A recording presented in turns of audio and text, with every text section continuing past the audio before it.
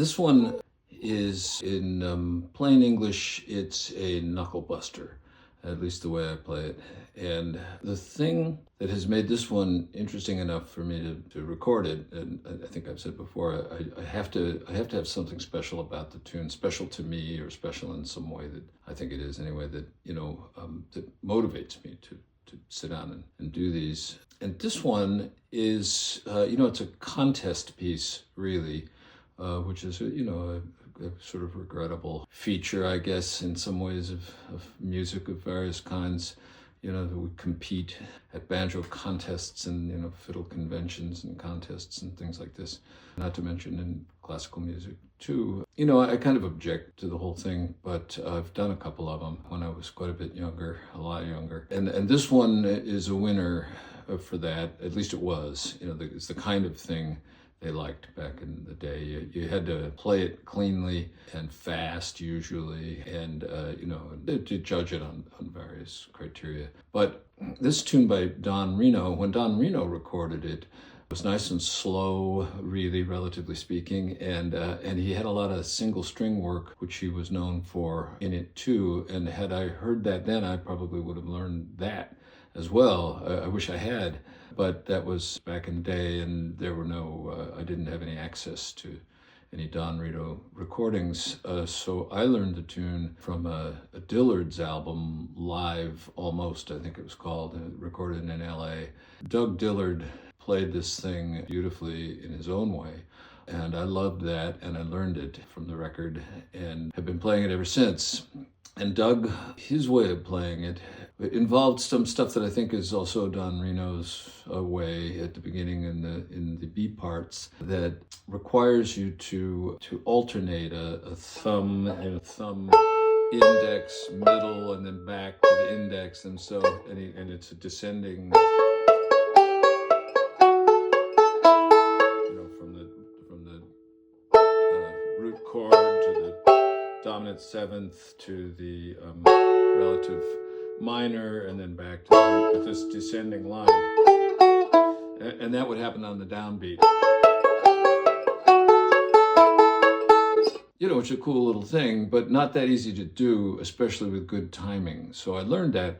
Then a few years later, Flying Burrito Brothers released a record, as we once called these things. And this was a live, double-sided, double disc album, and one side was all bluegrass, and it was played by the guys who would become Country Gazette, I think, or maybe they had by then. But they had Kenny Wirtz on guitar most of the time, but here he was playing the banjo, a live version of Dixie Breakdown. But Kenny would do it, he would do this instead of.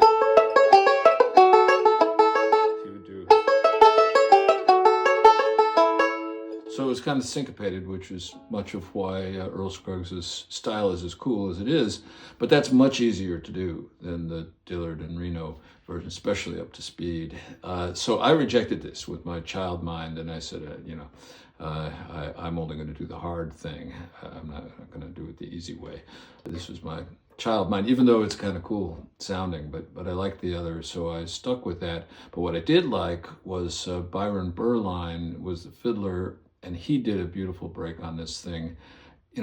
Byron Berline smoking in the key of A. I mean, it just doesn't get any better than that. And it's just a beautiful thing. So I tried to emulate that on the banjo, and that got incorporated into my version of Dixie Breakdown. And that went along for a while that way, and then I added a fourth time through the thing. I don't know.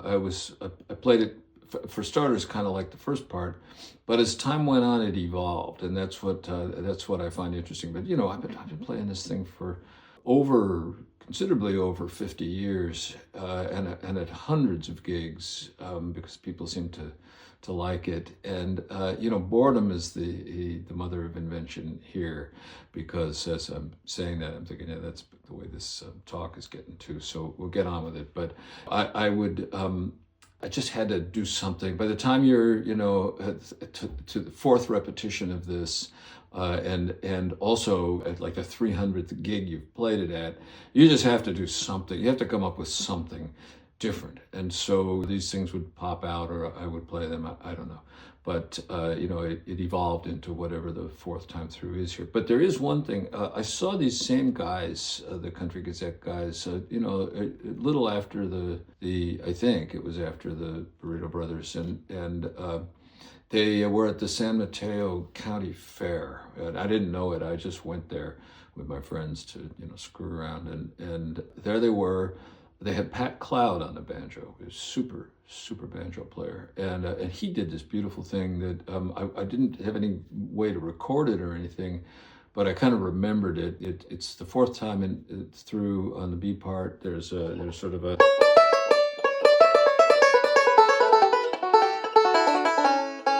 That kind of thing going descending run. It's gorgeous. It's super musical, and so I love that, and I think I've emulated that as well as I could from memory.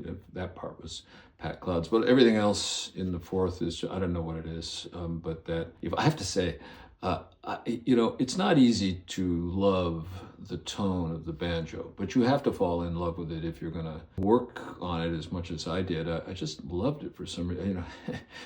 How could that be? One of my TikTok commenters on some other banjo tune goes, that's the most annoying sounding instrument ever. And I knew what he meant. He wasn't wrong. From one perspective, it really is a grating kind of a sound, and some, and I can see it both ways. I can hear it as super annoying, as can pretty much everybody around me. Easier for them. But I also love it in ways that I can't really describe, but I do.